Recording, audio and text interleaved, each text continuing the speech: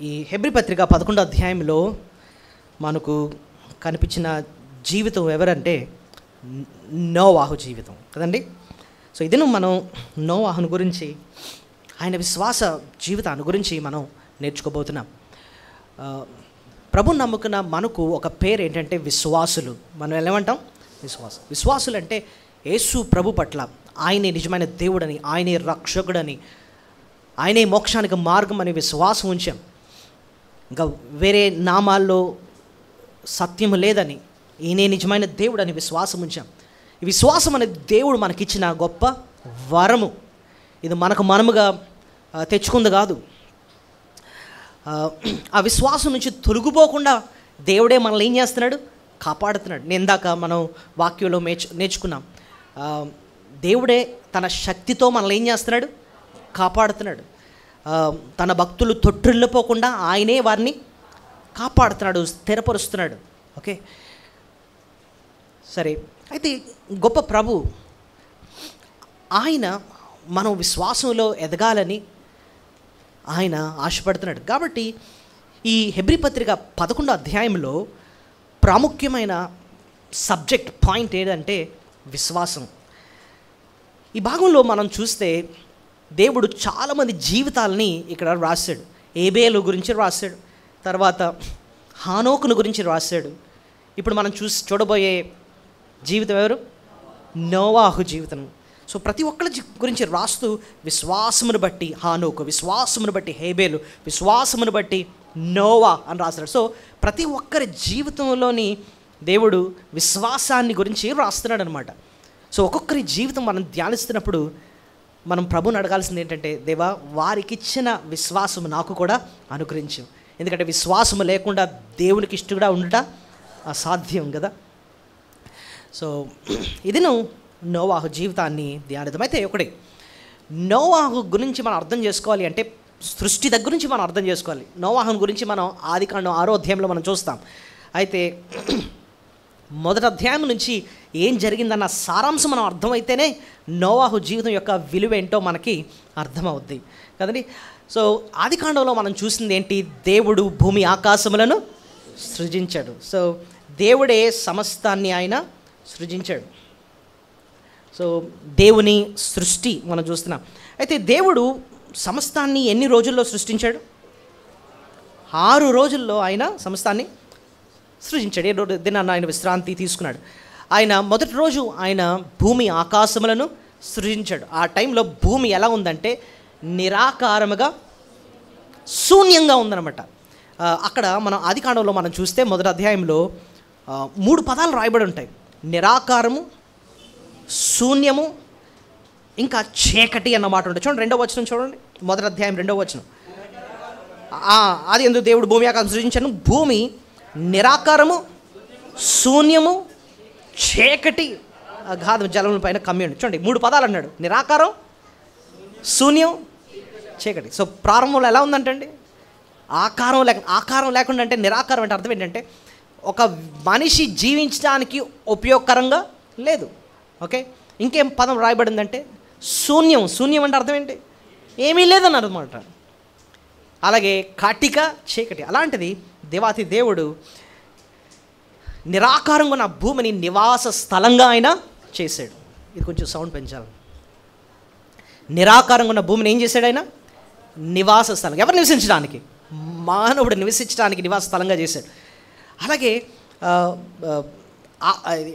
శూన్యంగా ఉన్న భూమి అంటే ఏమీ లేదు, అలాంటి దాన్ని సమృద్ధితో ఆయన నింపాడు అన్నమాట. సమృద్ధితో నింపాడు. అది కూడా మనం చూస్తాం ఎలాగా దేవుడు నింపాడు. అలాగే కటిక చీకటితున్నాడు, అక్కడ ఉన్నాడు. చీకటి అగాధము జలాల పైన కమ్యుండెను. అయితే అలాంటి చీకటిని పారద్రోలి దేవుడు వెలుగుతో నింపాడు. సో అయితే మనం ఇలాగా ఒక్కొక్క రోజు ప్రభు ఏంటి సృష్టించడం చూస్తే, మొదటి రోజున ఆయన భూమి ఆకాశాలని సృష్టించాడు. దాని తర్వాత వెలుగును ఆయన తయారు చేశాడు. అయితే ఆ స్టార్టింగ్లో ఎలా ఉండేదంటే మొత్తం అంతా కూడా నీళ్లతో ఉండే జలములే ఉండేవన్నమాట. అయితే 2వ రోజు ఆయన చేసింది ఏంటంటే జలముల్ని సెపరేట్ చేశాడు అనమాట. సో భూమి మీద కొంత వాటర్ ఉంది, తర్వాత ఆకాశం మీదకి కొంత నీటిని పంపించాడు. సో పైన జలం ఉంది, భూమి మీద కూడా జలం ఉంది. అప్పుడు ఇంకా ఆరిన నేల లేదనమాట. అలాగ దేవుడు రెండో రోజున అలా సెపరేట్ చేశాడు. మూడో రోజుకి వచ్చినప్పుడు ఏం చేశారంటే ఈ భూమి మీద ఉన్న నేలని వేరు చేసి సైడ్కి తీసుకొచ్చి ఆరిన నేలను ఏర్పాటు చేశాడు. సో ఇప్పుడు మనం చూస్తే ఆ రెండో రోజుకి పరిస్థితి ఎలా ఉందంటే, మూడో రోజుకి భూమి పైనేమో ఆకాశం, భూమి మీద కూడా ఒక పక్కన నీరు, ఇంకో పక్కన ఆరిన నేల దేవుడు ఏర్పాటు చేశాడు. దాని తర్వాత మూడో రోజునే దేవుడు ఫస్ట్ ఏం చేశాడంటే ఈ ఆరిన నేల మీద గడ్డిని, చెట్లను ఆయన మొలిపించాడు అనమాట. తర్వాత నాలుగో రోజున ఆయన చేసింది ఏంటంటే ఆకాశం పైన జ్యోతులను సృష్టించాడు. నక్షత్రాలు, అలాగే సూర్యుడు, చంద్రుడు, వీటిని ఆయన నాలుగో రోజు ఆయన సృష్టించాడు. ఐదో రోజుకి వచ్చినప్పటికీ ఇప్పుడు జీవులను ప్రారంభించాడు అనమాట. ఎలాగంటే ఆకాశం మీద ఎగరడానికేమో పక్షులు, నీటిలో ఏమో జలరాశులను ఆయన సిద్ధపరిచాడు అనమాట. నేల మీద ఏమో ప్రాకు ప్రతి జంతువునేమో ఆరో రోజున తయారు చేసి ఇంకా ఆరో రోజున ఆయన మానవుడిని తయారు చేశాడు. మీరు జాగ్రత్తగా మీరు ఈ ప్రాసెస్ని మనం గమనిస్తే, ఇప్పుడు చూడండి, మీ ఇంట్లో ఫిష్ ఎక్వేరియం ఉందా? ఫిష్ ఎక్వేరియం అంటే ఏం చేస్తాం, ఎలా ఉంటుంది అది? ఫిష్ ఎక్వేరియం ఒక గ్లాస్తో ఒక బాక్స్లా ఉంటుంది. తర్వాత అందులో మనం నీళ్ళు వేస్తాం, వాడికి కిందనేమో చక్కగా ఈ కలర్ఫుల్ స్టోన్స్ వేస్తాం, తర్వాత చెట్లు పెడతాం. చూడండి, చేపలు తేకముందు, ఇంటికి తేకముందు ముందు ఏం చేస్తారు? ఈ బాక్స్ అంతటిని, ఎక్వేరియం అంతటిని సిద్ధపరిచి అప్పుడు చేపలు తీసుకొచ్చి దాంట్లో వేస్తారు కదండి. అసలు ఇంట్లో ఎక్వేరియమే లేదనుకోండి, చేపలు వచ్చేస్తారా? లేదు, ముందు అంతటి సిద్ధపరిచి అప్పుడు తీసుకొస్తాం. అవసరమైతే దాంట్లో కొంతమంది ఆక్సిజన్ కూడా పెడతారు కదండి. వాటర్కి బబుల్స్ వస్తూ ఉంటాయి, ప్యూరిఫై చేసే సిస్టమ్ పెడతారు. ఇవన్నీ చేసిన తర్వాత అప్పుడు చేపలు తీసుకొస్తాం. అలాగే దేవాతి దేవుడు ఈ జంతువుల్ని, మానవుల్ని తయారు చేయకముందు మనం బ్రతకడానికి అనుకూలంగా ఉండడానికి కావలసిన వాతావరణాన్ని ఆయన సృష్టించాడు. మనిషి నిలబడడానికి నేల అవసరం కాబట్టి ఆరిన నేలను ఏర్పాటు చేశాడు. తినడానికి ఆహారం అవసరం, అందుకోసం చెట్లను, ఫలమిచ్చు చెట్లను ఆయన మొలిపించాడు. అన్నీ సిద్ధపరిచిన తర్వాత అప్పుడు ఆకాశ పక్షుల్ని ఆయన రెడీ చేశాడు. తర్వాత జలరాశుల్ని ఆయన సిద్ధపరిచాడు. తర్వాత నేల మీద ప్రాకడానికి జంతువులను ఆయన సిద్ధపరిచాడు. తర్వాత మానవుడిని ఆయన సృష్టించాడు అనమాట. సో దేవుడు మొత్తం అంతటిని ఇంత అద్భుతంగా సృష్టించిన తర్వాత తోటలో పెట్టి వాళ్ళకి ఆజ్ఞ ఇస్తాడు. ఒకే ఆజ్ఞ ఇచ్చాడు. ఏంటి ఆజ్ఞ? తోటలో ఉన్న ప్రతి వృక్ష ఫలమును మీరు తినండి, కానీ తోట మధ్యనున్న ఆ మంచి చెడులు తెలివినిచ్చు ఆ వృక్ష ఫలమును మాత్రం మీరు తినొద్దు అని చెప్పి ఒకే ఒక ఆజ్ఞను ఇస్తాడనమాట. కానీ మానవుడు ఆ ఒక్క పనే చేస్తాడనమాట. అంటే అర్థం ఏంటి? దేవుడిచ్చిన ఆజ్ఞను అతిక్రమిస్తాడు, మీరుతాడు. దానివల్ల శిక్ష, శాపము, మరణము, దేవుడి నుంచి ఎడబాటు వస్తుంది. అయితే మానవుడు పాపం చేసింది, ఫస్ట్ పాపం ఏంటో ఎవరైనా చెప్పగలరా? ఆజ్ఞను అతిక్రమించడం. అంతకంటే ముందు సైతాను చేసిన పాపం ఏంటి? అబద్ధం ఆడతాడు కదండి. మీరు చావరే చావరండి, అబద్ధం ఆడతాడు. తర్వాత మానవుడు చేసింది పాపం ఏంటి? ఆజ్ఞను అతిక్రమిస్తారు, దేవుడు వద్దన్న పని చేస్తారు. ఇంకా మనం బైబిల్ అలా చూసుకుంటూ వెళ్తూ ఉంటే ఈ పాపం అలా పెరుగుతూ ఉంటుంది. ఆదాము అవ్వలు అయిన తర్వాత కయ్యను ఏబేలు వచ్చినప్పుడు అక్కడ కయ్యను చేసిన పాపం ఏంటి? ఇంకా సీరియస్. ఏంటది? హత్య, నరహత్య. ఇంకా 4వ అధ్యాయంలో మనం చూస్తూ ఉంటేనండి పాపము ఎలాగా పెరుగుతూ ఉంటుందో మనం చూద్దాం. చూడండి, ఆదికాండం 4వ అధ్యాయము ప్రారంభంలో ఏమో మనకి ఏబేలును చంపడం గురించి రాయబడి ఉంటుంది. అలా కిందకి వెళ్తుంటే 23వ వచనం చూడండి, అక్కడ లెమెక్కు చేస్తున్న పాపం ఏంటో. లెమెక్కు తన భార్యలతో, ఓ సిల్ల నా పలుకు విని. చూడండి, ఇక్కడ ఈ ఒక్క లైన్లోనే లెమెక్కు చేసిన పాపం ఏంటో తెలుసా? బహుభార్య తత్వం కదండి. దేవుడు ఆదాము అవ్వ అంతే తయారు చేశాడు, కానీ లెమెక్కు ఎంతమంది ఉన్నారట? భార్యలు. అది తప్పు, అది అక్కడ పాపం. ఇంకా చూడండి, లెమెక్కు భార్యలారా నా మాట ఆలకించుడి, నేను గాయపరిచినందుకే ఒక మనిషిని చంపితిని, నన్ను దెబ్బ కొట్టినందుకే ఒక పడుచువాన్ని చంపితిని. ఏడంతులు ప్రతిదండన కయలు కోసము వచ్చిన ఎడల లెమెకు కోసము 70 ఏడేండ్లు వచ్చును. చూడండి, ఇక్కడ జరుగుతుంది ఏంటండి అని అంటే, చేసిందే తప్పు, కానీ చేసిన పాపాన్ని గొప్పగా చెప్పుకుంటున్నాడు. ఎవరు? లెమెకు. అసలు భయం లేదనమాట. అంటున్నాడు, నన్ను గాయపరిచినందుకే ఒక మనిషిని నేనేం చేశాను? చంపేశాను. నన్ను దెబ్బ కొట్టినందుకే ఒక పడుచువాన్ని నేనేం చేసేసాను?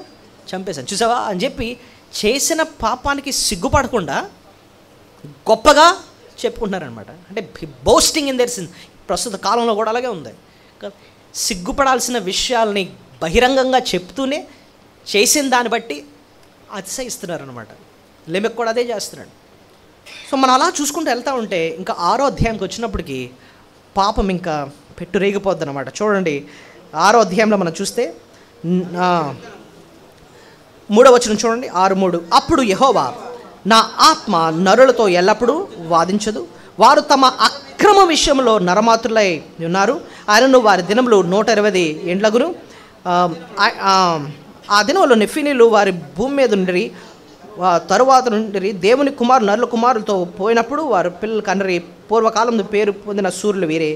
నరులు చెడుతనము భూమి మీద గొప్పదనియు, వారి హృదయం యొక్క తలంపులని ఊహ అంతయు ఎల్లప్పుడూ కేవలం చెడ్డదని యెహోవా చూచి తాను భూమి మీద నరులను చేసినందుకు యెహోవా సంతాపమునుంది, తన హృదయంలో నొచ్చుకొనెను. సో దేవుడు నరుల్ని చేసినందుకే బాధపడుతున్నాడు అనమాట. అంతే, ఎంత భయంకరమైన పాపం లోకంలో కనపడుతుంది. అయితే ఇప్పుడు అసలు విషయం, దేవుడు ఒకటి తీర్మానం చేసుకున్నాడు. ఏంటో తెలుసా?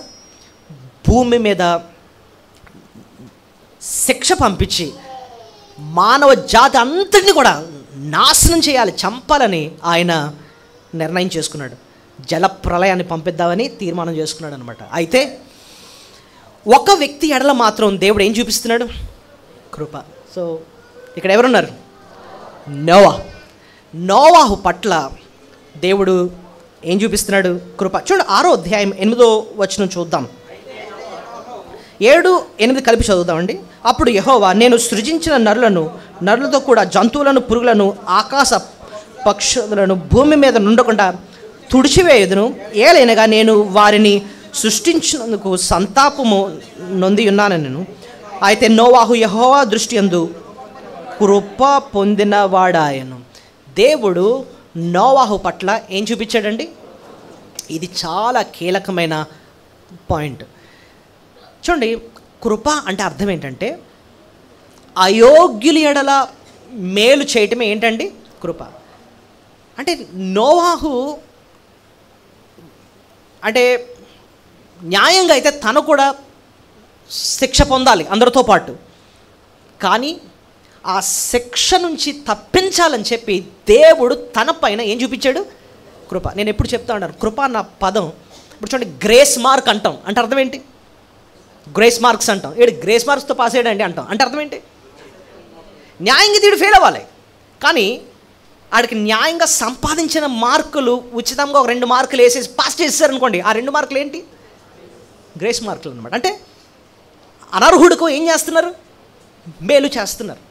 దేవుడు నోవాహు పట్ల కూడా ఏం చూపించాడంట? కృప. న్యాయంగా అయితే అందరితో పాటు తను కూడా శిక్ష పొందాలి, కానీ తన పట్ల, తన కుటుంబం పట్ల దేవుడు కృప చూపించాడు అనమాట. ఓకే, సో ఇదను ఈ నోవాహు జీవితం పట్ల దేవుడు ఎంత కృప చూపించి, ఆ కృప చూపించే తనకు విశ్వాసాన్ని కూడా దేవుడు అనుగ్రహించాడు. సో కృప ద్వారానే ఆయనకు విశ్వాసం కలిగింది దేవుని పట్ల. ఈ నోవాహు జీవితాన్ని ఇదను మనము కొంచెం లోతుగా ధ్యానిద్దాం. అయితే దేవుడు నోవాహుకు ఒక పాట చెప్పాడు. ఏంటంటే, నోవాహు, నువ్వు ఓ పని చేయాలి, లోకానికి నేను తీర్పు తీరుస్తున్నాను, జల ప్రళయం వస్తుంది, మొత్తం అందరూ నాశనం అయిపోతారు. అయితే నేను నిన్ను, నీ కుటుంబాన్ని నేను రక్షిస్తాను. అయితే నీ బాధ్యత ఎంతో తెలుసా? నువ్వు ఒక ఓడను కట్టాలి. సో చూసుక నోవాహు ఏం చేస్తున్నాడు?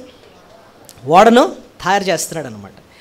ఈ నోవాహు ఈ ఓడను తయారు చేయడానికి దేవుడే ఎలా తయారు చేయాలో తనకు డైమెన్షన్స్ ఇచ్చాడనమాట. దాని పొడుగు, వెడల్పు, దాని ఎత్తు ఎంతో నేను చెప్తాను చూడండి. అంటే దాన్ని అడుగుల్లోకి మారుస్తే ఎంతంటే 438 అడుగుల పొడుగు అంటండి.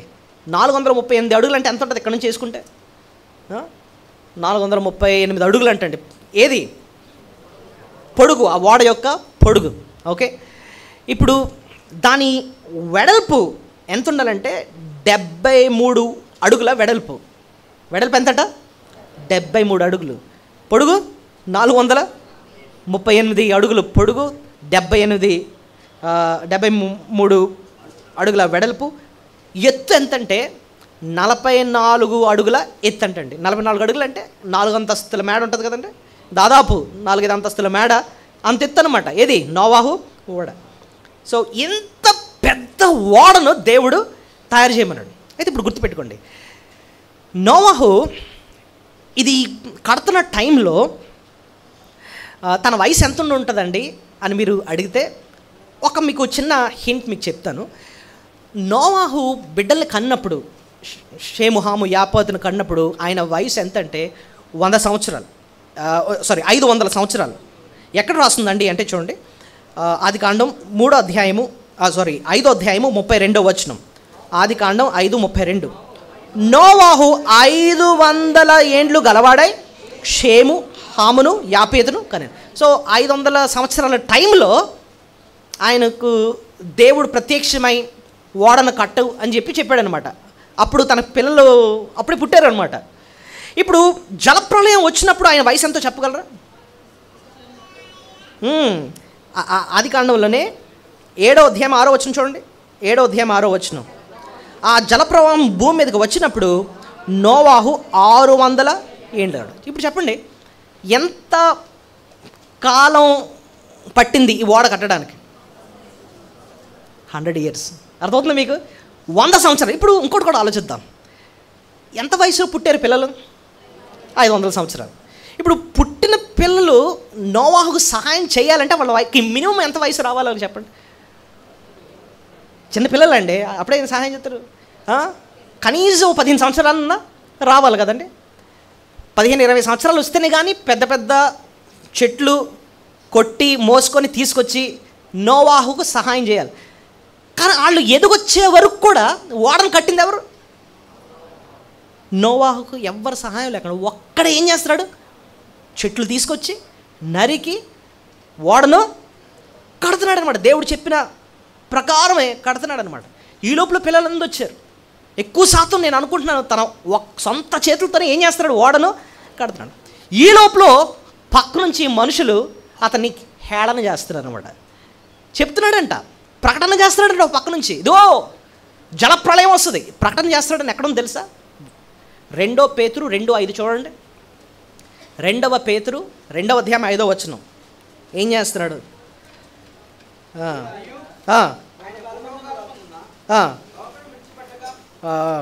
రాకర్లో ఉంటుంది చూడండి. జలప్రళయంలో రప్పించినప్పుడు నీతిని ప్రకటించిన నోవాహు మరి 7 కాపాడింది. సో నీతిని ప్రకటించిన నోవాహు అంటే అర్థం, ఒక మాట చెప్పాలంటే దేవుడి శిక్ష వస్తుంది, జలప్రళయం వస్తుంది, మీరు ఓడలో ప్రవేశించాలి అని చెప్పి దాదాపు 100 సంవత్సరాలు ఏం చేస్తున్నాడు? ఒక పక్క నుంచి వాక్యము చెప్తున్నాడు, ఓడ కడుతున్నాడు, ఓ పక్కన ఏం చేస్తున్నాడు?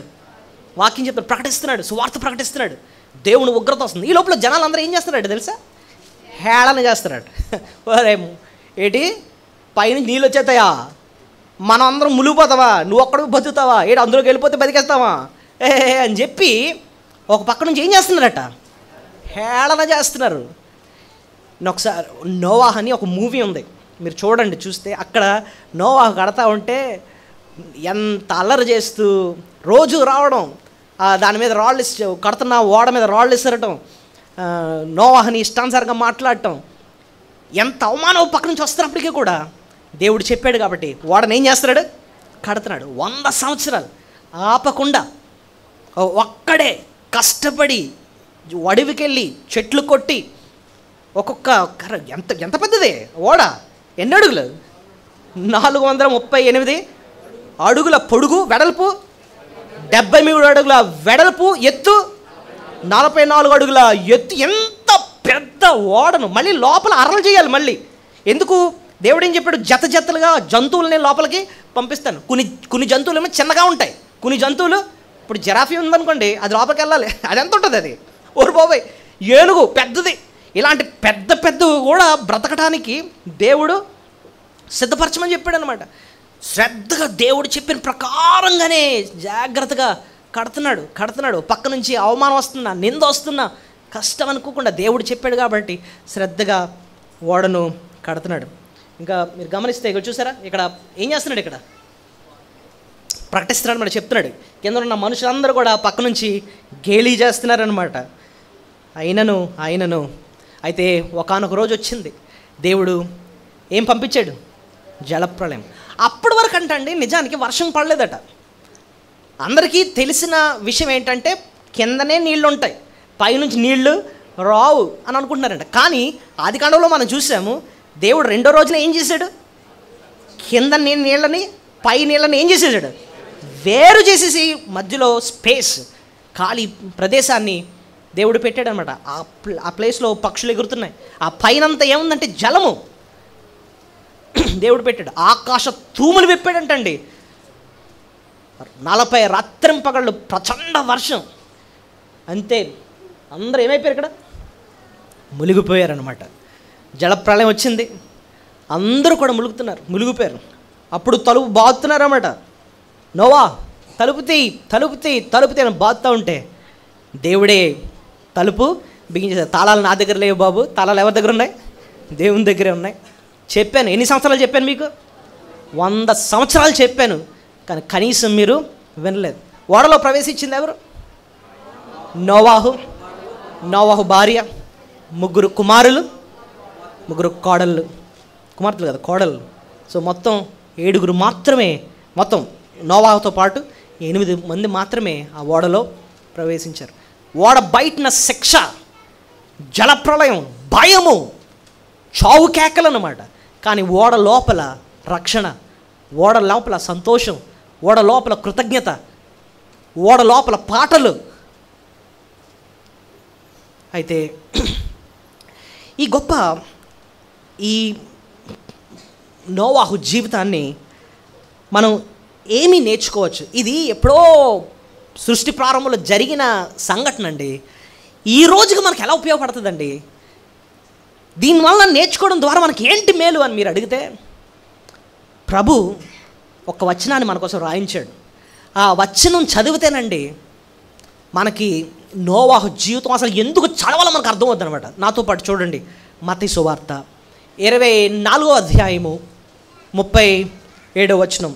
మత్తయి సువార్త 24వ అధ్యాయము 37వ వచనం. నోవాహు దినములు ఎలాగుండెనో మనుష్య కుమారుని రాకడియును అలాగే ఉండును.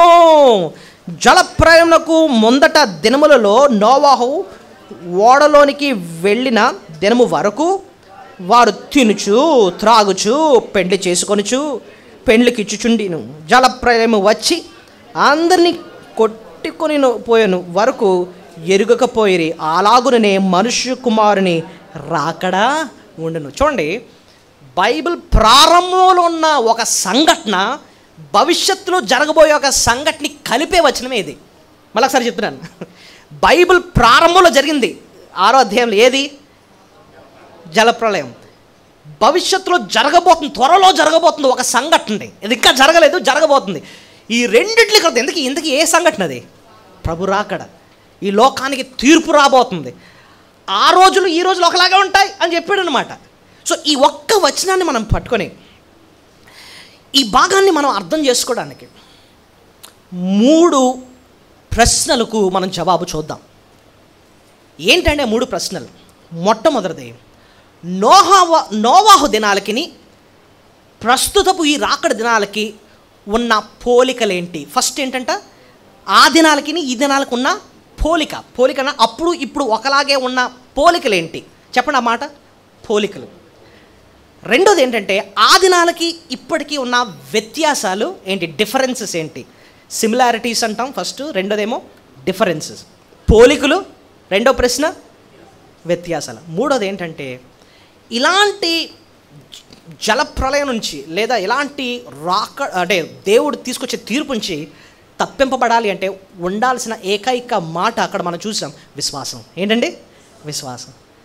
విశ్వాసం లేకుండా రక్షింపబడలేము.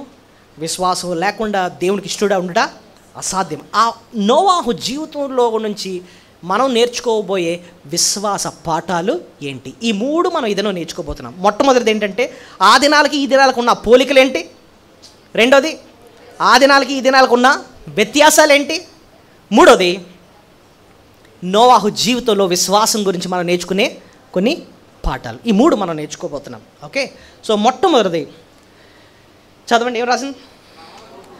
నోవాహు దినములు మరియు రాకడ దినములు. మొదటిది ఏంటి? పోలికలు. చెప్పండి, ఏంటండి? పోలికలు. సో మీరే చెప్పొచ్చు చాలా, అంటే ఈ నోవాహు గురించి మనం చిన్నప్పటి నుంచి సండే స్కూల్ దగ్గర నుంచి నేర్చుకుంటూ ఉంటాం కాబట్టి అప్పటికి ఇప్పటికీ ఉన్న పోలికలు ఏంటో మీరే చెప్పవచ్చు. ఓకే, సో మొట్టమొదటిది ఏంటంటే చూడండి, అప్పుడు ఇప్పుడు ఏంటి?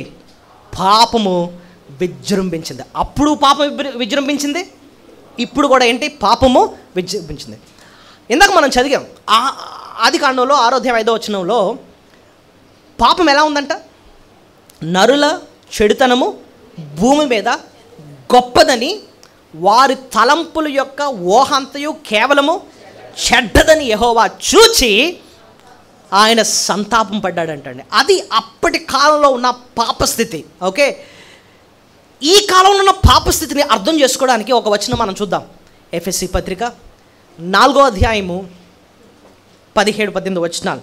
ఎఫెసీ పత్రిక 4వ అధ్యాయము 17-18 వచనాలు. రైట్.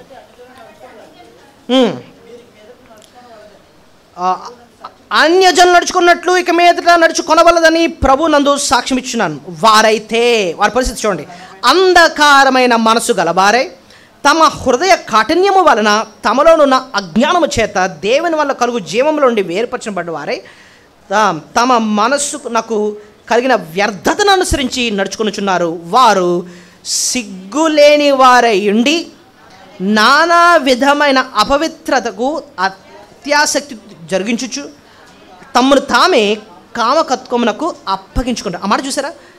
నానా విధమైన అపవిత్రతను అత్యాసక్తితో జరిగించుటకు తమ్మును తామే కామకత్వమునకు అప్పగించు. పాపాన్ని ఎలా చేస్తున్నారంట? అత్యాసక్తితో. ఈ కాలంలో ఎలా చేస్తారట? సో పాపాన్ని ఆసక్తితో చేస్తారు, అత్యాసక్తితో చేస్తారట ఈ కాలంలో. అయితే మీరు అలా ఉండొద్దు అని చెప్తున్నాను అనమాట. ఇప్పుడు చెప్పండి, ఆ రోజులకి ఈ రోజులకి పోలికేంటి? ఫస్ట్ ఆ టైంలో పాపం పెట్టరేగిపోయిందన్నమాట. ఈ కాలంలో కూడా ఏమైంది? పాపము బాగా విపరీతంగా అయిపోయిందనమాట. మనం చూస్తుంటే కొన్ని విషయాలు వింటుంటేనే ఎంత దారుణంగా ఉందంటారు బాబు ప్రపంచం అన్నట్టు అనిపిస్తుంది అనమాట. సిగ్గు వాయ వరస ఏమీ లేకుండా దుర్మార్గత పెరిగిపోయిందనమాట.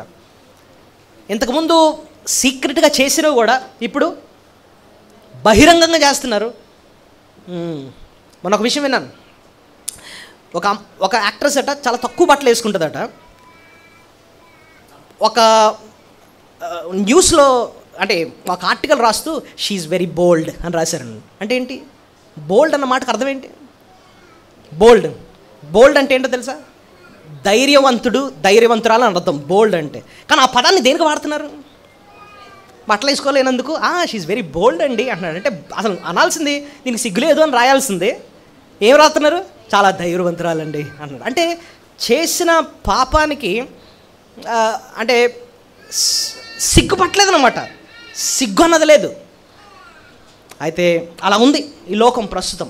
చూడండి ఇంకా అప్పుడు ఇప్పుడు ఇక్కడ ఏం రాస్తుంది? సువార్త ప్రకటింపబడుచున్నది. అప్పుడు సువార్త ప్రకటించారు ఎవరు? నోవాహు సువార్తను ఏం చేశాడు? ఇన్ఫ్యాక్ట్ ఇంకో వచనాన్ని చూపిస్తున్నాను. ప్రభువే ఆయన ఆత్మను పంపించి నోవాహును బలపరిచి సువార్తను ప్రకటింపజేశాడట. ఎక్కడుంది తెలుసా ఆ మాట? 1 పేతురు 3వ అధ్యాయము 20వ వచనం చూడండి. 1 పేతురు 3:20. దేవుని దీర్ఘశాంతము ఇంకా కనిపెట్టుచున్నప్పుడు పూర్వము నోవాహు దినములలో ఓడ సిద్ధపరచబడుచుండగా అవిధేయులైన వారి యొద్దకు అనగా చెరలో ఉన్న ఆత్మల యొద్దకు ఆయన ఆత్మస్వరూపిగా వెళ్ళి వారికి ప్రకటించెను. ఆ ఓడలో కొందరు అనగా 8 మంది నీటి ద్వారా రక్షణ పొందిరి. చూసారా, ఆత్మరూపుగా వెళ్ళి వారికి ఏం చేశాడట? ప్రకటించాడట. నోవాహు ఓడ టైంలో సో దేవుడు అప్పుడు సువార్త ప్రకటించాడు. ఏంటి సువార్త? ఇదిగో జలప్రలయం వస్తుంది, పాపానికి దేవుడు శిక్ష విధించబోతున్నాడు. అయితే దాని నుంచి తప్పించుకోవాలంటే ఇదిగో ఒక ఓడను సిద్ధం చేస్తారు. ఆ ఓడలో ప్రవేశిస్తే మీకు రక్షణ, ఓడ బయట నుంటే శిక్ష అని చెప్పి సువార్త ప్రకటిస్తున్నారు. మరి ఈ కాలంలో ఇప్పుడు కూడా దేవుడు ఏం చేస్తున్నాడు?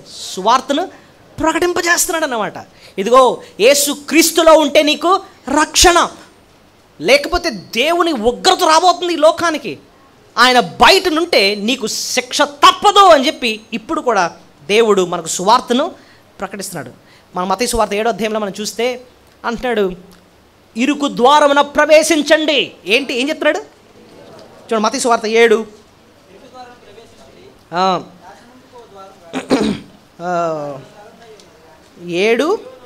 ఇరుకు ద్వారమున ప్రవేశం. ఏంటి మెసేజ్? ఏంటి చెప్పండి? ఇరుకు ద్వారమున ఇరుకు ద్వారం ఎవరింతకి? యేసు ప్రభు. ఆ ద్వారమున మీరు ఏం చేయాలి? ప్రవేశించాలి. ఇంకో ద్వారం ఉంది, నాశనమునకు పోవు ద్వారం ఉంది. అది ఎలా ఉంది? వెడల్పుగా ఉంది. ఆ దారి చాలా విశాలంగా ఉంది. దాని ద్వారా ప్రవేశించిన వారు అనేకులు ఉన్నారు. జీవమునకు పోవు ఈ ఇరుకు ద్వారం మాత్రం చిన్నగా ఉంది, దారి కూడా సంకుచితంగా ఉంది. అది జీవానికి వెళ్తుంది, కానీ దాన్ని కనుగొని వారు కొందరే. దీన్ని ఇప్పుడు చూడండి, మొత్తానికి ఈ వచనం మనకు నేర్పిస్తుంది ఏంటంటే, ప్రభు సువార్తను ప్రకటిస్తూ అంటున్నాడు, ఇరుకు ద్వారాన్ని ఏం చేయాలి? మీరు ప్రవేశించండి. బయట ఉంటే ఆ విశాల మార్గం ఉంటే నరకానికి వెళ్ళిపోతారు, ఈ ద్వారంలో ప్రవేశించండి. ఆ టైంలో కూడా ఒక ద్వారం ఉంది. ఏంటి ఆ ద్వారం? ఓడ ద్వారం. ఆ ద్వారంలో ప్రవేశించండి, బయట ఉంటే మీకు శిక్ష అని చెప్పి సువార్తను అప్పుడు కూడా ఆయన ప్రకటిస్తున్నాడు ప్రభు. ఇప్పుడు కూడా ఆయన ఏం చేస్తాడు? సువార్తను ప్రకటిస్తూ. ఇప్పుడు మీకు అర్థమవుతున్నాయి పోలికలు. అప్పుడు ఇప్పుడు పాపము విజృంభించింది, అప్పుడు ఇప్పుడు కూడా సువార్త ప్రకటింపబడుతుంది. 3వ చూడండి, అప్పుడు ఇప్పుడు సువార్తను నిరాకరించేవారు అనేకులు. అది పాయింట్. విశాల మార్గంలో ఎంతమంది ఉన్నారు? ఇప్పుడు మీరు చదివారు కదా, విశాల మార్గంలో ఎంతమంది ఉన్నారు? విశాల మార్గంలో అనేకులు. నేను చదువుతాను చూడండి, ఇరుకు ద్వారం ప్రవేశించి నాశనమును పోవు ద్వారము వెడల్పును, ఆ దారి విశాలమైనది, దాని ద్వారా ప్రవేశించేవారు అనేకులు. అనేకులు ఏం చేస్తున్నారంటే, ఇరుకు ద్వారం మాకు వద్దు, మాకేం కావాలి? విశాల మార్గమే కావాలి. విశాలం అంటే అర్థం ఏంటండి? ఇప్పుడు ఇటు పెద్ద రోడ్డు ఉందండి, 80 feet రోడ్డు ఉందండి, ఎక్కడేమో 8 అడుగుల రోడ్డు ఉంది, అక్కడేమో 80 feet రోడ్డు ఉంది. నీకు పెద్ద రోడ్డు ఉన్నప్పుడు బండి ఇచ్చేసాను అనుకోండి, ఎలా తిరుగుతావు? ఇలాగ కట్టింగ్లు కొడతావు, అవసరమైతే గుండ్రాలు తిప్పుతావు, ఫ్రంట్ టైర్లు లేపుతావు, బ్యాక్ టైర్లు లేపుతావు, నీ ఇష్టం అనమాట కదండి, ఇష్టం వచ్చినట్టు అన్నట్టు. మరి ఇటుపక్క ఒక రోడ్డు ఉంది, అది ఎలా ఉంది? చాలా చిన్నది, ఇరుగ్గా ఉంది, కష్టంగా ఉంది. అయితే అందులో అలా డ్యాన్స్ చేయడం కావదే, అందులో చాలా జాగ్రత్తగా ఉండదు. కానీ ఇది జీవానికి వెళ్తుంది, ఆ విశాల మార్గం ఏమో నాశనానికి వెళ్తుంది. ఇక్కడేమో భక్తి కష్టమే, కానీ నిన్ను పరలోకానికి తీసుకెళ్తుంది. ఇక్కడ ఇష్టానుసారంగా బ్రతుకుతున్నావు, కానీ నరకానికి వెళ్ళిపోతున్నావు. ఏది కావాలంటే చాలామంది అంటున్నారంట, నాకు ఇరుగు మార్గం వద్దు, నాకేది కావాలి? ఆ విశాల మార్గమే కావాలి. దాన్ని కనుగొన్న వారు అనేకులు అంటండి అదే కావాలంటున్నారు. మా ఇష్టం వచ్చినట్టు ఉంటామండి, అరే నరకానికి వెళ్తావు కదా అంటే మాకు అదే కావాలి. ఇక్కడ కూడా చూస్తే ఇప్పుడు అప్పుడు స్వార్థ నిరాకరించిన వారు అనేకులు. ఆ టైంలో కూడా ఎంతమంది ప్రభుని నమ్ముకున్నారు? దేవుడు చెప్పిన మాటను ఎవరు? ఎంతమంది? 8 మందే. మీలో అందరూ కూడా అక్కడున్న లోకమంతా కూడా ఓడ బయట నుండి నశించిపోయారు. నెక్స్ట్ పాయింట్ చూడండి, అప్పుడు ఇప్పుడు స్వార్థకు లోబడేవారు కొందరు. ఆ టైంలో ఎంతమంది లోబడ్డారు? 7. ఇప్పుడు కూడా మనం చూసాం, ఇరుకు మార్గంలో ప్రవేశించిన వారట కొందరే. ఇప్పుడు చెప్పండి, నరకానికి వెళ్ళే ఎక్కువ మందితో ఉండడం బెటరా, పరలోకానికి వెళ్ళే కొద్ది మందితో ఉండడం మేలా? కమాన్ ఆలోచించి చెప్తామండి అంటారా? వెంటనే చెప్పాలి ఆన్సర్. పరలోకానికి వెళ్ళే, జీవానికి వెళ్ళే ఆ కొంతమందితో ఉండవే మేలండి అంటున్నాం. నిజమే, దట్స్ వాట్. ప్రభుని నమ్ముకున్న వారట కొందరే. అప్పుడు ఇప్పుడు కూడా. ఇంకా చూడండి, ఇంకోటి చెప్తున్నా, అప్పుడు ఇప్పుడు దేవుడే తలుపు మూసివేశాడు. ఆదికాండం 7వ అధ్యాయం 16వ వచనంలో దేవుడే తలుపును మూసివేశాడటండి. దేవుడు తలుపు మూసేయడం అంటే అర్థం ఏంటి? దేవుడు ఒక్కసారి తలుపు మూసేటంటే ఒక అవకాశం పోయింది వాళ్ళకి. ఏంటి? ప్రవేశించే అవకాశం ఇంకా పోయింది. ఇప్పుడు కూడా దేవుడు ఇంకా తలుపు తెరిసే ఉంచాడు. అంటే అర్థం ఏంటి? రక్షింపబడ్డానికి, పాపక్షమాపణ పొందడానికి, పరలోకానికి వెళ్ళడానికి ఇంకా ద్వారం తెరవబడింది. కానీ ఒక్కనొక టైంలో దేవుడే తలుపు మోస్తాడు. దేవుడు తలుపు మూయడం అంటే అర్థం ఏంటి? మనమే చనిపోయాం అనుకోండి, మనమే మరణించామనుకోండి, అంటే అర్థం ఏంటి? ఇంకా పాప క్షమాపణ పొందడానికి ఇంకా అవకాశము లేదన్నమాట. అర్థమైందా? అంతేకాదు, ఈ లోపల ప్రభు రాకడే వచ్చిందనుకోండి, ఎత్తబడిన తర్వాత పశ్చాత్తాపడ్డానికి కూడా అవకాశం ఇంకా లేదన్నమాట. సో దేవుడే తలుపు వేస్తాడు. ఇప్పుడు ఏం చేస్తాడు? మూసివేసేస్తాడు. అప్పుడు తలుపు మూసింది ఆయనే, మనకు కూడా అవకాశం ఇస్తున్నాడు, ఇంకా పశ్చాత్తాపడడానికి అవకాశం ఇస్తున్నాడు. ఆలస్యం చేస్తున్నాడు. మనం ఇందాక చూసాం 2 పేతురులో ఏముందంటే, దేవుడు రాకుండా ఆయన ఏం చేస్తున్నాడట? ఆలస్యం చేస్తున్నాడట. ఎందుకు? ఇంకా అనేకులు ఏం పొందాలని? మారు మనసు పొందాలని చెప్పి ఆయన ఆలస్యం చేస్తున్నాడు. సో ఇక్కడ మనకు అర్థమైంది, దేవుడే టైం ఇస్తాడు. ఒకనొక టైంలో దేవుడే తలుపు ముగిస్తాడు. అప్పుడు అలాగే జరిగింది, ఇప్పుడు అలాగే జరుగుతుంది. నెక్స్ట్, అప్పుడు ఇప్పుడు కూడా తీర్పు ఎలా వస్తుంది? హఠాత్తుగా వస్తుంది. అప్పుడు కూడా ఊహించలేదంటే ఎవరు? అక్కడ రాస్తుంది, తినుచు త్రాగుచు పెళ్ళిళ్ళకి ఇచ్చుకుంటూ, పెళ్ళిళ్ళు చేసుకుంటూ నిశ్చింతగా ఏముందరా లైఫ్ ఇలాగే వెళ్ళిపోద్దారా అనుకుంటున్నారట అప్పుడు కూడా. కానీ సడన్గా వచ్చింది వాళ్ళట. అప్పుడుకొచ్చి ఎప్పుడు కూడా మబ్బు కూడా చూడలేదంటండి, వర్షం కూడా ఇప్పుడు చూడలేదట. పైనుంచి ఎందుకు నీళ్ళు వస్తాయి? నీళ్ళు రావాలంటే ఎక్కడి నుంచి రావాలి? మనకి నదుల్లో నుంచి, సముద్రంలో నుంచి, ఇట్ల నుంచి వస్తాయి. కానీ పైనుంచి ఎందుకు వస్తాయి రా అనుకునేవారట ఆ టైంలో. కానీ హఠాత్తుగా సడన్గా ఊహించకుండా ఏమొచ్చేసాయి? మేఘాలు కమ్మాయి, వర్షం పైనుంచి చుక్కలు పడతా ఉంటే ఒక్కొక్కడికి ఎలా ఉంటుంది చెప్పండి? దడ్ అరే ఇదేదో అయ్యేటట్టు ఉందిరా, నో తలుపు తీయండి. ఆల్రెడీ దేవుడు ఏం చేశాడు? తలుపు వేసేసాడు. హఠాత్తుగా వచ్చింది, వర్షం పెరుగుతుంది, నీళ్లు చూస్తూ ఉంటే కింద నుంచి నీళ్లు పెరుగుతున్నాయి, పాదాలు ములిగాయి, తర్వాత ఏమో మోకాళ్ళు ములిగాయి, తర్వాత పైకి వస్తుంటారు, ఇదేదో పెరిగిపోయేటట్టు ఉందని చెప్పి ఒకటట పరిగెట్టుకుని ఇల్లు ఎక్కాడంట. ఇల్లులు నిండిపోతున్నాయి. ఒకడేమో ఈదుకుంటూ చెట్టు ఎక్కేసాడంట. చెట్లు ములిగిపోయి వాడు అనుకుంటే లేదు కొండ ఎక్కేద్దాం అని అన్నాడు. కొండలు కూడా ఎక్కేసాడంట చాలామంది. కొండలు కూడా ములిగిపోయాయి. హఠాత్తుగా వచ్చింది అన్నమాట. ఇప్పుడు కూడా ప్రభు రాకడ ఎలా వస్తుందంటే తెలుసా? 2 పేతురు 3:10 ఏమంటున్నాడు తెలుసా? దొంగ వచ్చినట్టు వస్తాడట. ఎలా వస్తుంది? ఊహించాం, లైఫ్ ఇలాగే స్మూత్గా వెళ్ళిపోద్ది, ఇలాగే ఉంటుంది ప్రపంచం అంతా. సడన్గా ఎప్పుడు వస్తాడో దొంగ వచ్చినట్టు ఆయన వస్తాడంటండి. ప్రభుదినం, ప్రభు రాకడ దొంగ వచ్చినట్టు వస్తాడు. అప్పుడు ఇప్పుడు కూడా హఠాత్తుగానే ప్రభు వస్తున్నాడు.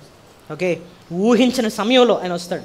ఇంకోటి లాస్ట్ది, అప్పుడు ఇప్పుడు విశ్వాసుల తీర్పు, అప్పుడు ఇప్పుడు విశ్వాసులు తీర్పు ముందే ఎత్తబడతారు. ఎవరైనా చెప్పగలరా?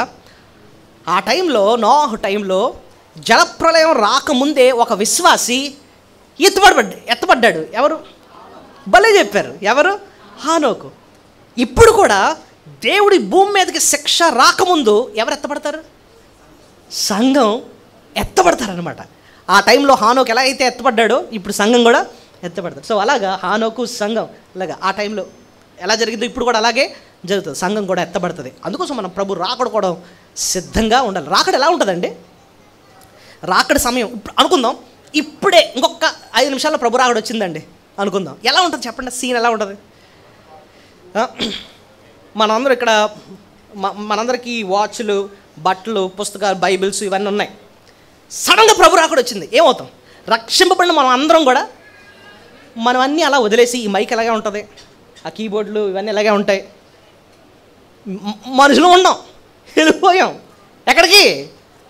రెప్పపాటున మార్పు చెంది మహిమ శరీరంతో ప్రభువుని మధ్యకాశంలో కలుసుకుంటాం. తర్వాత పరలోకానికి వెళ్ళిపోతాం.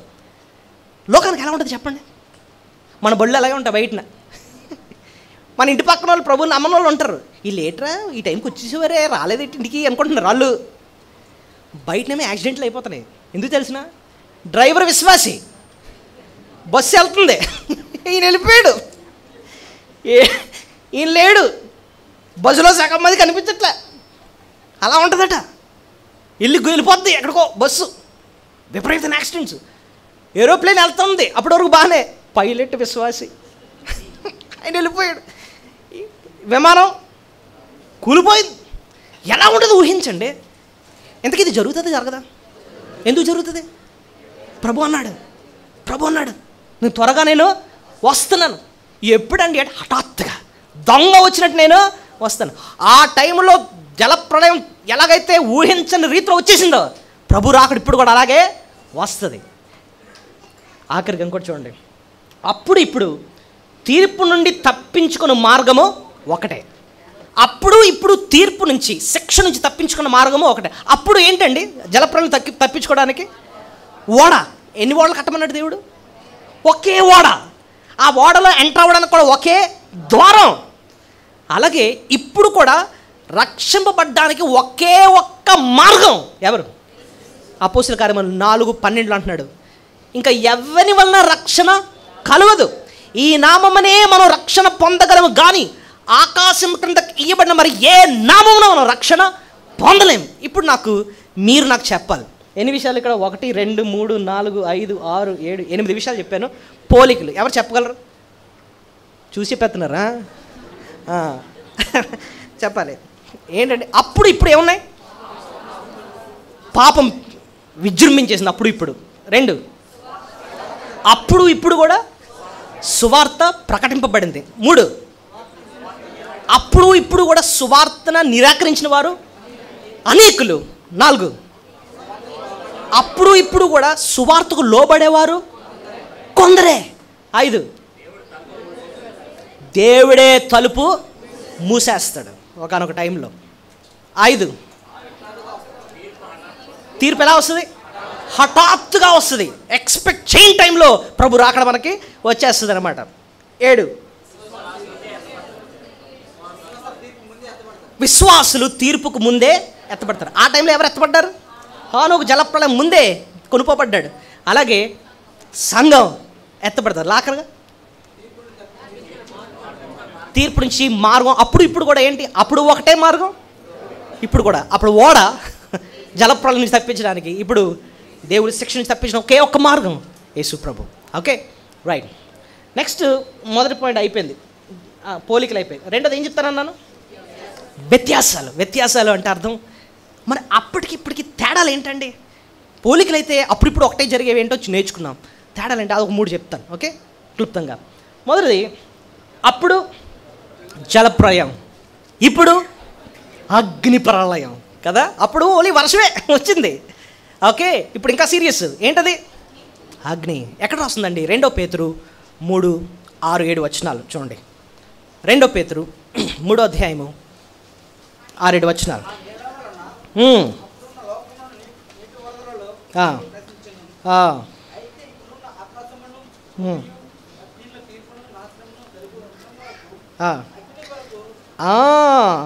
ఈసారి ఏంటంటండి? అగ్ని. అయితే ఇప్పుడు ఆకాశముని తీర్పు నాశనమును జరుగు దినము వరకు అగ్ని కొరకు నిలువ చేయబడినవై అదే వాక్యం వల్ల భద్రం చేయబడుతుంది. సో ఇంతకు ముందేమో జలప్రళయం, వర్షం పడింది, ఆకాశ తూములు దేవుడు ఇప్పాడు. ఈసారి వచ్చేది ఏంటో తెలుసా? ఊహించండి, అగ్ని వర్షంలా కురుస్తుంది అనుకుంటాం. మనం ఎండకి గింజిపోతున్నాం అంతేనా? మొన్న ఒక ఆయన వచ్చినాడు, ఏమండి ఎండ ఎలా ఉందంటేనండి అగ్గి కురుస్తుందండి అంటున్నాడు. నీకు తెలియదు బాబు, ఇంకా అగ్గి ఎలా ఉండదంటే రక్షణ పడకపోతే అప్పుడు తెలుస్తుంది. అగ్గి నిజంగానే కురుస్తుంది అంటండి. ఎలా ఉంటుంది ఆలోచించాడు అసలు? ఊహించడానికి మనకి భయం వేస్తుంది కదా. వర్షం కురిసినట్టు దేవుడు ఏది పంపిస్తాడట? అగ్ని. తగలబడిపోద్దంటండి మొత్తం అంతా, భూమి అంతా వేండ్రం వల్ల కరిగిపోద్దంట. మొత్తం దేవుడు లైవ్ అయిపోయేటట్టు చేస్తాడటండి. చూడండి, ఒక పేపర్కి మనం నిప్పంటిస్తే ఏమవుద్ది? చూస్తుండే కానీ అలా బూడైపోద్ది. చూసారా? మొత్తం భూమి మీద అక్కడున్న కృత్రిమ అన్నిటిని కూడా దేవుడు కాల్చిపడేస్తాడనమాట. అలాగుంటుంది శిక్ష. సో అప్పుడు ఏమొచ్చింది? జలప్రళయము. ఈసారి అగ్ని ప్రళయం. రెండోది ఏంటో చెప్పిన? అప్పుడు పాపము కొనసాగింది, ఇప్పుడు పాపము అంతమవుతుంది. అంటే కొనసాగిందంటే అర్థం ఏంటి? చూడండి, జలప్రళయం వచ్చిందండి, ఒకే ఒక కుటుంబం బయటపడింది. ఎవరు? నోవా కుటుంబం. అంతే, దెబ్బకాలు అందరూ మారిపోయారు కదా, ఇంకెవ్వరు పాపాలు అయితే చేయలేదు కదండి. తర్వాత మీరు చూడండి, బైబిల్ చదవండి, నోవా కుటుంబంలో పాపం ఉంది. దాని తర్వాత వాళ్ళు దేవుడు ఏంటిది బాబెలు గోపురాన్ని కడుతూ దేవుడేమో విస్తరించమంటే అక్కడే ఉండిపోయి అక్కడ తిరుగుబాటు చేశారు. అలా చూసుకుంటూ వెళ్తుంటే ఎంతో పాపం ఇంకా మనకి కనపడుతుంది. పాపం జలప్రళయం తర్వాత కూడా ఏమైంది కొనసాగి. ఇప్పుడు ఒక పాయింట్ నన్ను అడుగుతాను, ఏమండి ఎంత శిక్ష పంపించేటప్పుడు దెబ్బకి మనుషులంతా మారిపోవాలి కదండి, ఎందుకు మారలేదు? జలప్రళయంతో అందరిని చంపేసినందుకు అసలు అందరూ మారిపోవాలి, కానీ మనిషి మారలేదు. ఎందుకు? ఒక శిక్ష మనిషిని మార్చలేదు. ఇప్పుడు చూడండి, ఒక దొంగని జైల్లో పెట్టారు, చెత్త కొడిశారు, బయటకు వదిలేశారు. బయటకు వచ్చిన వెంటనే ఏమవుద్ది? మళ్ళీ ఏం చేస్తాడు? మళ్ళీ దొంగతనం చేస్తాడు. ఎందుకు? మారాల్సింది ఏంటో తెలుసా? స్వభావం మారాలి, మన స్వభావం. సో దేవుడు మన పాప శిక్ష నుంచి తప్పించడం మాత్రమే కాదు, మన పాప స్వభావాన్ని కూడా ఆయన మార్చాలి. యేసయ్య ఈ లోకానికి అందుకోసం వచ్చాడు. ఆయన ఈ లోకానికి వచ్చింది పాపాన్ని నిర్మూలన చేయడానికి వచ్చాడు. అయితే రెండో రాకడలో జరిగేది ఏంటంటే, ఇంకా పాపులందరినీ కూడా ఆయన ఇంకా నిత్య నరకానికి పంపిస్తాడు. ఆయన రక్షించుకున్న బిడ్డల్ని పవిత్రపరిచి పరిశుద్ధపరిచి ఆయన రాజ్యానికి తీసుకెళ్ళిపోతాడు. అక్కడ ఏం అంతమైపోతుంది తెలుసు? ఇంకా పరలోకంలో మళ్ళీ పాపం ఉంటుందా? అవకాశం లేదు. సో ఇంతకుముందేమో పాపం కొనసాగింది, ఈసారి ఏం కొనసాగింది? ఇంకా పాపం అంతమైపోద్ది. ఇది డిఫరెన్స్, చూసారా వ్యత్యాసం. నెక్స్ట్, అప్పుడు మానవ జాతి కొనసాగింది, ఇప్పుడు ఏమైపోద్ది ఇంకా నెక్స్ట్ అంటే అర్థం ఏంటో తెలుసా? మళ్ళీ నోవా కుటుంబం మళ్ళీ పిల్లలు కలగడం, మళ్ళీ డెవలప్ అయింది, మానవ జాతి ఇంకా అలా విస్తరించింది. కానీ ప్రభు రాకడ వచ్చిన తర్వాత రక్షింపబడిన మనం పరలోకానికి వెళ్తాం, రక్షింపబడిన వాళ్ళు నరకానికి పంపిస్తాడు. దాంతో ఇంకా ఎండ్ అనమాట. ఇంకా మళ్ళీ పిల్లల కనడం, మళ్ళీ ఎదగడం అన్నది ఇంకా ఉండదు అనమాట. That's the end of human history అది. సో ఇప్పుడు మనకు 2 ప్రాముఖ్యమైన ప్రశ్నలు అయిపోయి. మూడోది చాలా కీలకమైనదండి, నోవాహు విశ్వాసము నుండి 5 పాఠాలు. ఇది మనం క్లుప్తంగా మనం చూసి మనం ముగించుకుందాం. ఓకే, ప్రభు నోవాహుకు కృప చూపించి విశ్వాసాన్ని అనుగ్రహించాడు. ఆయన జీవితంలో ఉన్న విశ్వాస లక్షణాల్లో 5. మొట్టమొదటిది ఏంటంటే విధేయతతో కూడిన విశ్వాసం. చెప్పండి. కాబట్టి ఇక్కడ రాశాను లోబడే విశ్వాసం అన్న విధేయతతో కూడిన విశ్వాసం అని ఒకటే. చూడండి, ఆదికాండం 6వ అధ్యాయము 22వ వచనం చూడండి. ఆదికాండం 6:22.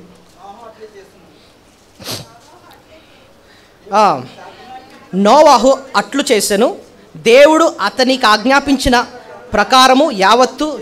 ఒక ఆయన ఇది సరిగ్గా చదవక, నోవాహు అట్లు చేసెను. ఇంతకీ ఏ అట్లు? పెసరట్లు, దోశలు అలా కాదు. ఇక్కడ రాసిన పాయింట్ ఏంటి? మామూలు చెప్తున్నాను అంతే. అట్లు చేసినట్టు అర్థం ఏంటండి? దేవుడు చెప్పినట్టు చేసాను. పైన ఏమో దేవుడు ఏదో చెప్పాడు ఆయనకి, దాని ప్రకారంగా చేసాను, అది అర్థం కదా. నోవాహు అట్లు చేసాను, దేవుడు అతనికి ఆజ్ఞాపించిన ప్రకారము యావత్తు చేసి. యావత్తు అంటే అర్థం ఏంటి? దేవుడు చెప్పిన మాటకి లోబడ్డాడు అనమాట. సో నిజమైన విశ్వాసం కనిపించే లక్షణం ఏంటి? లోబడ్డం కదండి. 7వ అధ్యాయం 5వ వచనం కూడా చూస్తే, తనకు యెహోవా ఆజ్ఞాపించిన ప్రకారము నోవాహు యావత్తు చేశాను. సో ప్రభు ఒక వ్యక్తిని రక్షించుకొని తనకు విశ్వాసం ఇచ్చినప్పుడు అండి, అతని జీవితంలో కనిపించే ఒక లక్షణం ఏంటంటే ప్రభు మాటకి ఏం చేస్తారు? లోబడతారు. ఈవేళ సపోజ్ వాక్యం విన్నాం, దేవుడు ఏదో విషయం ద్వారా దేవునితో మాట్లాడాడు. బయటికి వెళ్ళడం కూడా ఒక తీర్మానంతో వెళ్తాం. ఏంటంటే ఈ విషయం మాత్రం నేను ఏం చేయాలి? దేవుని మాటకి లోబడాలి అని చెప్పి మన జీవితంలో లోబడుట అన్నది కనపడుతుంది. ఆ లోబడుట ఉంటేనే మన విశ్వాసం ఎలాంటిది? నిజమైన విశ్వాసం. లేకపోతే మనం విశ్వాసం అని చెప్పుకొని దేవుని విషయంలో ఒక్క విషయంలో కూడా లోబట్టలేదు అనుకోండి, ఇది నాకు కాదండి, మనం ఇలాగే ఉంటామండి, మనం ఎందుకు లోబడాలండి, మన విశ్వాసం కాదండి. విశ్వాసం అని చెప్పుకున్నామంటే మనకు కనిపించాల్సిన లక్షణం ఏంటంటే లోబడ్డం. ఓకే, ఇది నా కోసమే దేవుడు చెప్పించాడు, ఈ మాటకు నేను ఏం చేయాలి? నేను ఖచ్చితంగా లోబడాలి అదనమాట. ప్రభు ఒక దగ్గర అంటున్నాడు, నేను చెప్పింది మీరు చేయక నన్ను ప్రభువా ప్రభు అని ఎందుకు పిలుస్తున్నారు అంటాడు. ఎక్కడ తెలుసా మాట అన్నాడు? లూకాసు వార్త 6వ అధ్యాయము 46 చదవండి. లూక్ చాప్టర్ 6 వర్స్, సారీ ఎన్ని చెప్పాను? 6:46. నేను చెప్పిన మాట ప్రకారం చేయక ప్రభువా ప్రభువా అని నన్ను పిలుచుట ఎందుకు అంటే అర్థం ఏంటి? ప్రభువు కూడా కోరేది ఏంటి చెప్పండి? మీరు ప్రభువా ప్రభువా అని విశ్వాసం చూపించడం కాదు, నేను చెప్పిన దాని ప్రకారంగా మీరు చేయాలి, లోబడాలి. లోబడితేనే మీరు నిజంగా నా యందు విశ్వాసము ఉంచారని. దేవుని మాటకు మనం ఏం చేయాలట? లోబడాలట. అదే నిజమైన విశ్వాసం. ప్రభు ఒక దగ్గర అంటాడు, నా గొర్రె నా స్వరంను వినును, అది నన్ను ఏం చేస్తుంది? వెంబడించడం అంటే లోబడ్డమే, వాక్యానికి లోబడ్డం. చూడండి, ఒక విషయం విన్నాను. డేవిడ్ లివింగ్స్టన్ అని ఒక మంచి దైవజనుడు ఒక ప్రాంతానికి వెళ్ళి వాక్యం చెప్తున్నాడు. ఆయన పేరేంటి? David Livingstone. చాలామంది ప్రభు నమ్ముకొని పశ్చాత్తాపడి బాప్తిసం తీసుకుంటున్నారు.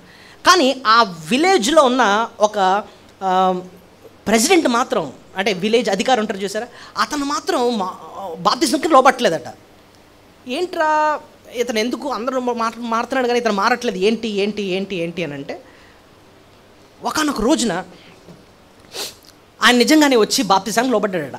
బాప్తిజం తీసుకోకముందు డేవిడ్ లివింగ్స్టన్ అన్నాడట, ఏమండి మీరు దేవుని నమ్ముకోవడానికి ఎంతకాలం ఎందుకు పట్టింది అని అంటే, ఆయన ఏమన్నాడంటే తెలుసా?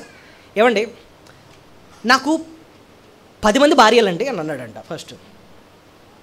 అయితే మీరు వాక్యం చెప్తున్నప్పుడల్లా నేను ఇంటికి వెళ్తున్నాను, ఇంటికి వెళ్ళి నాకు తెలుస్తుంది నేను చేసింది పాపమే, న్యాయంగా అయితే ఒకే భార్య ఉండాలని, కానీ ఇంతమందిని భార్యలుగా చేసుకోవడం అనేది తప్పని నాకు అర్థమవుతుంది, కానీ నేను లోబడలే, అందుకోసం నేను బాప్తిసానికి రాలేకపోతున్నాను. అయితే 3 రోజుల క్రితం ఏమైందంటే, నేను వచ్చాను, వాక్యం విన్నాను, ఇంటికి వెళ్ళి ఒక పని చేశాను. నాకు న్యాయంగా నేను మొట్టమొదటి మ్యారేజ్ చేసుకున్న ఆవిడ్ని, పెద్ద ఆవిడే, ముసలావిడే, కానీ ఆవిడ మాత్రమే ఉంచుకొని మిగిలిన వాళ్ళందరినీ కూడా నేను వాళ్ళకి ఇవ్వాల్సింది ఇచ్చి నేను పంపించేశానండి, విడిచిపెట్టేశాను నేను. అలా మారిన తర్వాత, లోబడిన తర్వాత ఇప్పుడు వచ్చి నేను ఏం చేస్తున్నాను? బాప్తిజం తీసుకుంటున్నాను. సో చెప్పండి, నిజంగా విశ్వాసి ఏం చేస్తాడు చెప్పండి? దేవుని మాటకి ఏం చేస్తాడు? లోబడతాడు అనమాట, లోబడతాడు. మరి అది లేదు అంటే, లోబడడం అన్నది లేదంటే మనం నిజమైన విశ్వాసం కాదు. మనం ఒక ప్రశ్న వేసుకోవాల్సింది ఏంటంటే, దేవుని విషయంలో దేవునికి నేను నిజంగా లోబడిన ఒక్క విషయం ఏంటి? ఆ ప్రశ్న వేసుకున్నాడు. One thing in which I really obeyed God, దేవుని వాక్యం విని నేను లోబడిన ఒక్క విషయం ఏంటి అన్నది నిజంగా వేసుకుని ఆ ప్రశ్నకి నీకు జవాబు వచ్చింది అంటే నువ్వు నిజంగానే ఏంటి? విశ్వాసమే. ఓకే, సో ఫస్ట్ విశ్వాసం ఏం చెప్పండి? లోబడే విశ్వాసం. రెండోది నోవాహులో కనిపించింది ఏంటంటే భయభక్తులు కలిగిన విశ్వాసం. ఏంటండి? హెబ్రీ 11:7లో ఆయన భయం ఏంటో చూడండి. విశ్వాసమును బట్టి హెచ్చరింపబడి భయభక్తులు గలవాడై. చూడండి, దేవుని చేత హెచ్చరింపబడి భయభక్తులు గలవాడే. సో దేని బట్టి ఆయన భయం కలిగింది? హెచ్చరికను బట్టి నీకేం కలిగిందట? సో రెండో లక్షణం ఏంటంటేనండి, దేవుని మాట అంటే ఏం కలగాలట? మనకి భయం. సో నిజమైన విశ్వాసకు ఉండే రెండో లక్షణం ఏంటంటే, దేవుని వాక్యం విన్నప్పుడు ఇది పాస్టర్ గారు చెప్పిన మాట అండి కాదట, ఇది ఎలాంటి ఎవరిచ్చిన మాట? నాకు ఇది దేవుడు నాకు ఇచ్చిన మాట ఇది. కాబట్టి ఆయన మాట విన్నప్పుడు మన హృదయంలో భయమే కాదు, వణుకు రావాలట. ఏమి రావాలి?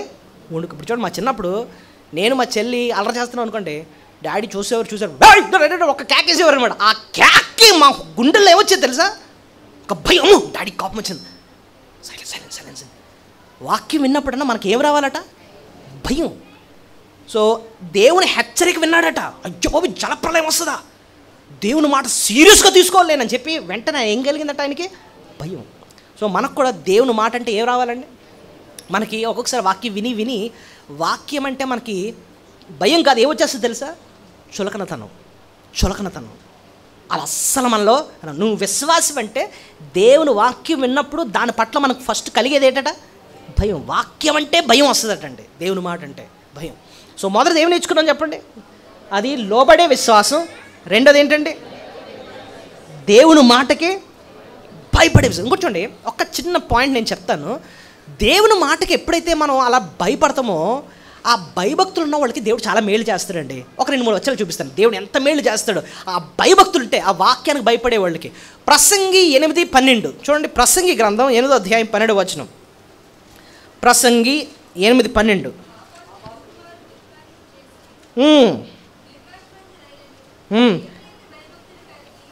దేవుని యందు భయభక్తులు కలిగి ఆయన సన్నిధికి భయపడేవారు క్షేమముగా నుందురనియు. దేవుని యందు భయభక్తులు కలిగిన వారికి ఏం కలుగుతుందట? క్షేమం. దేవుడు వాళ్ళకి చాలా క్షేమంతో ఉంచుతాడంటండి, ఆయన కాపాడుతాడు. ఎందుకంటే వీళ్ళు భయపడే దేనికి? దేవుని మాటకి. ఓకే, మనం ఆదివారం వాక్యం విన్నప్పుడు అండి, ఏ విషయం ద్వారా దేవుడు మనతో మాట్లాడి మనకు తెలిసిపోద్ది, అది దేవుని వాక్యం అని చెప్పి మనకేం కలగాలట? భయం కలగాలటండి. అలాంటి వారికి దేవుడు ఏం చూపిస్తాడంటండి? క్షేమం. ఇంకొకటి, దేవుని భయం ఉన్న వాళ్ళకి ఆయన ఇంకేం చేస్తాడంటే, కీర్తన 34 చూడండి. కీర్తన 34 ఎన్ని మేళ్ళు ఇక్కడ దాచి ఉంచాడో. కీర్తన 34 9వ వచనం.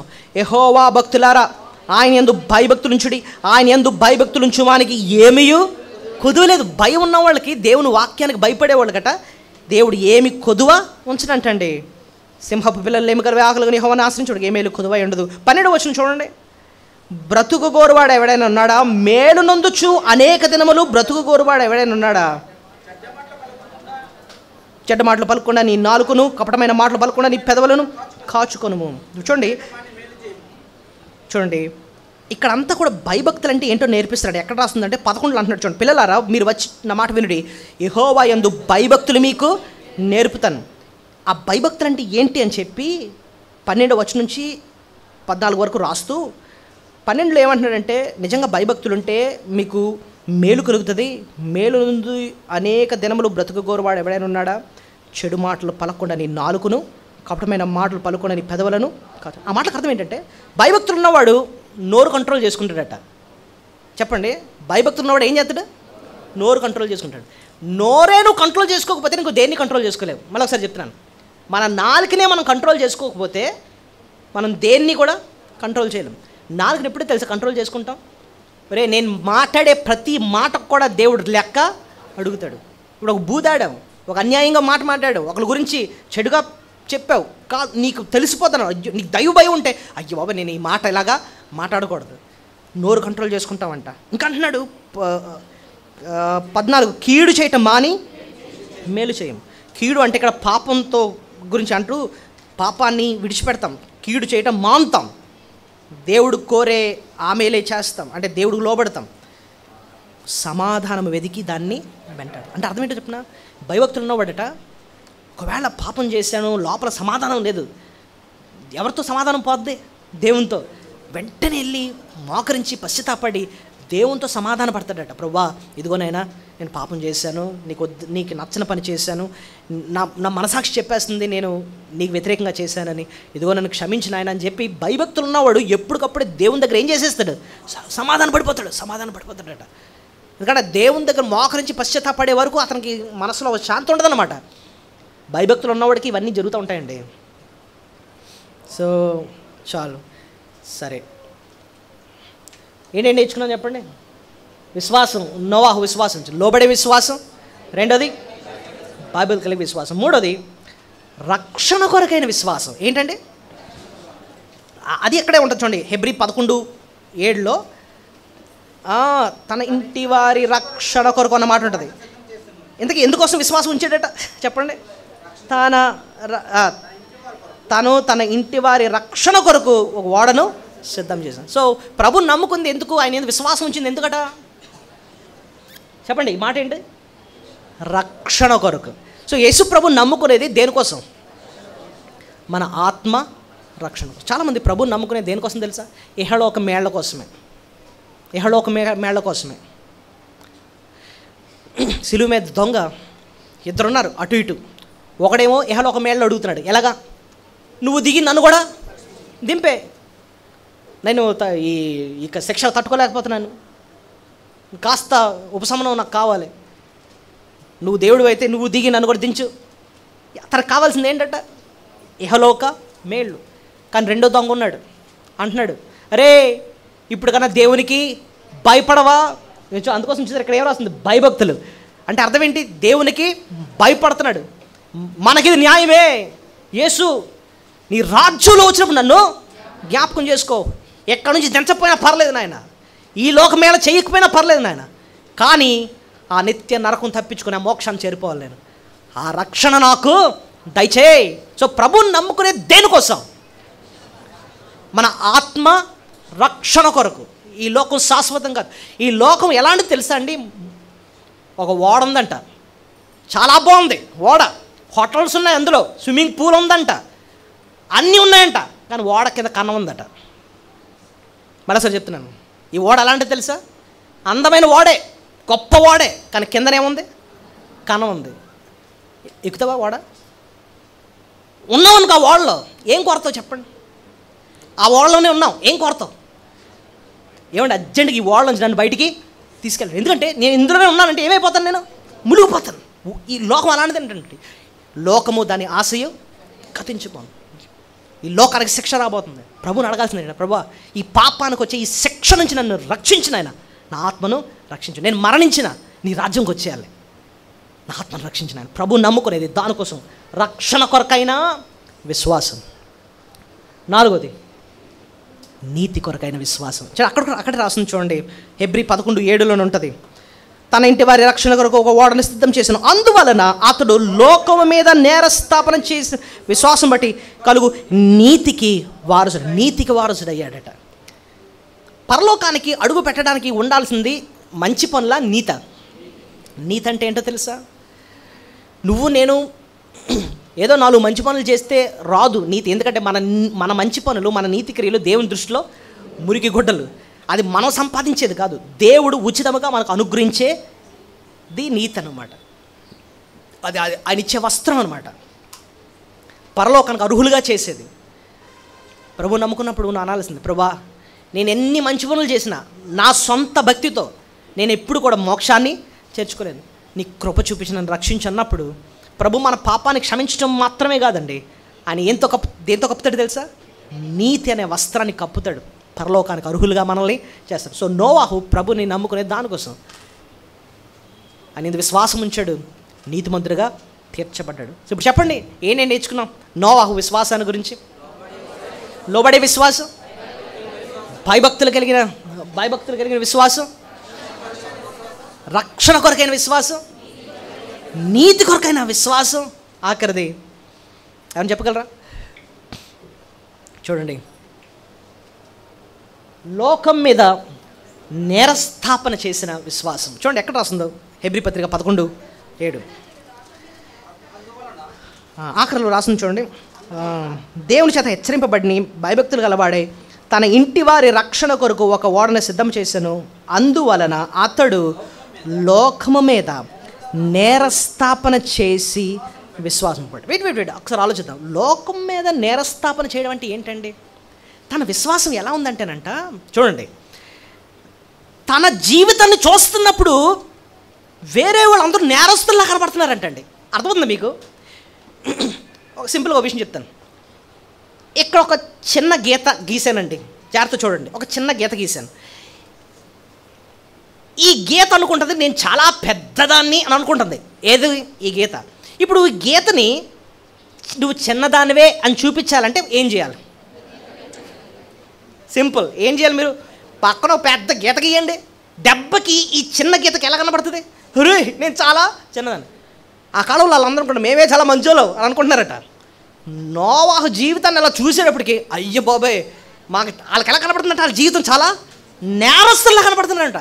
ఆ నోట్లోంచి ఒక్క అబద్ధం రావట్లేదండి. మన నోటి నిండా బూతులు అబద్ధాలే. అతని జీవితం చూస్తుంటే అతని జీవితంలో అక్రమం ఏం లేదండి. తన భార్యకు నమ్మకంగా ఉంటున్నాడండి. మా జీవితాలు చూస్తే చాలా మురిగ్గా నేరస్తుల్లా కనబడుతున్నామండి.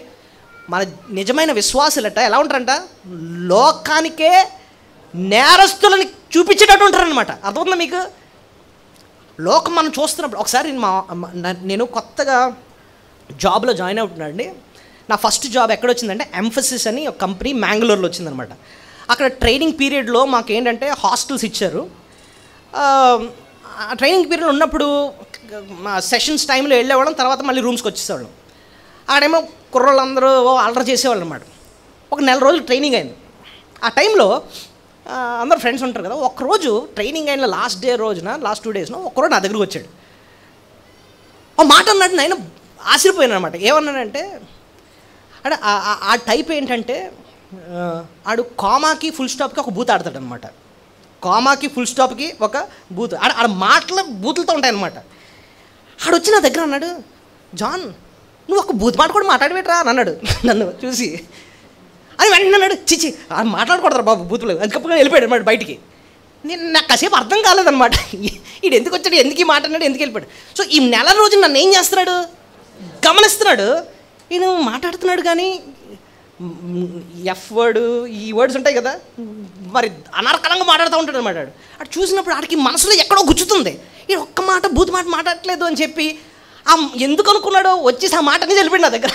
నాకు అనిపించింది అప్పుడు ఈ వచ్చిన గుర్తొచ్చింది అనమాట. లోకానికి మనం ఎలా ఉండాలట, నేరస్థాపన చేసే విశ్వాసాలు ఉన్నారంటే అర్థం ఏంటంటే మనం చూసినప్పుడు వాళ్ళకి ఎలా అనిపించాలంటే ఐఎమ్ డర్టీ. ఇప్పుడు చూడండి, సర్ఫ్ ఎక్సెల్ అని ఒక అడ్వర్టైజ్మెంట్ వస్తుంది, అది ఎలా ఉంటుంది, ముందు వాడేమో స్కూల్కి వెళ్తాడు, వైట్ షర్ట్ వైట్ ప్యాంట్ వేసుకుని వెళ్తూ ఉంటాడు స్కూల్కి, నాదే వైట్ అనుకుంటాడు. ఈ లోపల ఒకడు వచ్చి బస్సు దిగుతాడు అనమాట, ఆడి బట్టలు దేంతో ఉతికారు, సర్ఫ్ ఎక్సెల్ జిగ్మంటుంది. ఆడిది వైట్ షర్ట్ ఈడి వైట్ షర్టే, ఆడిదేమో దిగ ఆడిపోతుంది.